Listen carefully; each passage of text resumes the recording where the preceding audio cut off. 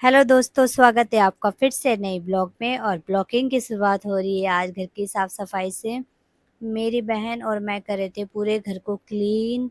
वो कर रही थी बाहर की सफाई और मैं कर रही थी घर के अंदर की सफाई।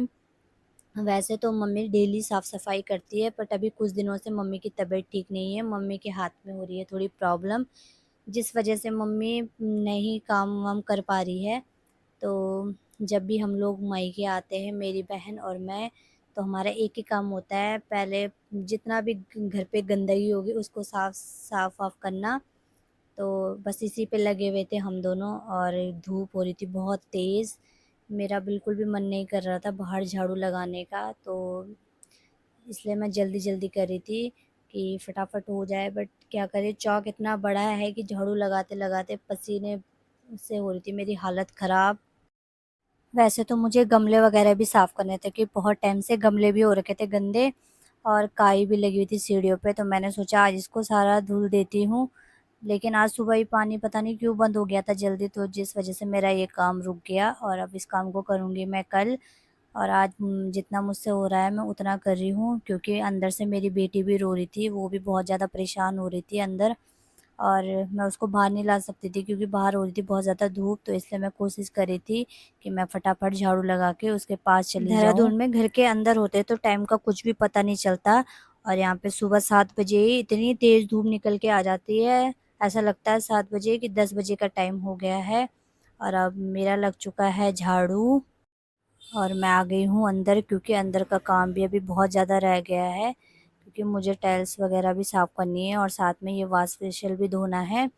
वॉश बेसिन वैसे तो मम्मी डेली धुलती है, लेकिन आज मैं पूरे ही टाइल्स वगैरह साफ़ करी थी, तो मैंने सोचा मैं भी धुल देती हूँ, तो इसलिए फटाफट इसको भी धुल रही थी। ऐसे में मम्मी को भी थोड़ा आराम मिल जाता है, क्योंकि जब मम्मी अकेली होती है तो सारा काम खुद से ही करती है, बाहर का भी काम करती है और अंदर का भी काम करती है। तो मम्मी को बिल्कुल भी रेस्ट नहीं मिलता, और जब हम दोनों बहनें आए होते हैं तो सारा काम हम दोनों ही करते हैं, और मम्मी को थोड़ा इस वजह से आराम मिल जाता है। और मुझे मार्केट भी जाना था, मेरा मार्केट में था थोड़ा काम, लेकिन अभी मेरा घर का काम ही नहीं पूरा हुआ, देखते हैं कब तक निपटता है। अगर जल्दी निपट गया तो चली जाऊँगी, वरना कल ही जाना पड़ेगा।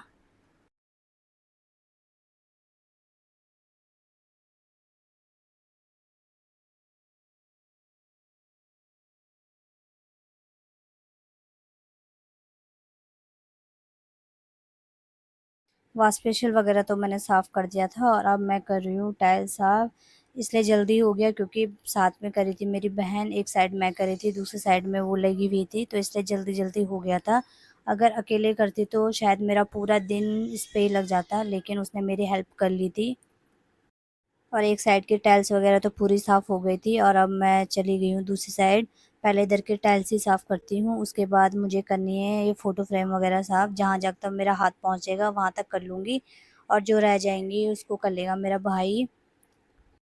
जब मन में एक काम आता है कि ये काम करना है, पर धीरे-धीरे करते-करते वो काम इतना ज़्यादा बढ़ जाता है कि समझ में नहीं आता ये काम इतना जल्दी कैसे बढ़ गया। और मैंने झाड़ू पोछे का ही सोचा था, और फिर साथ में मैंने सोचा यार टाइल्स वगैरह भी साफ़ कर लेती हूँ, क्योंकि ये भी गंदी हो रही है।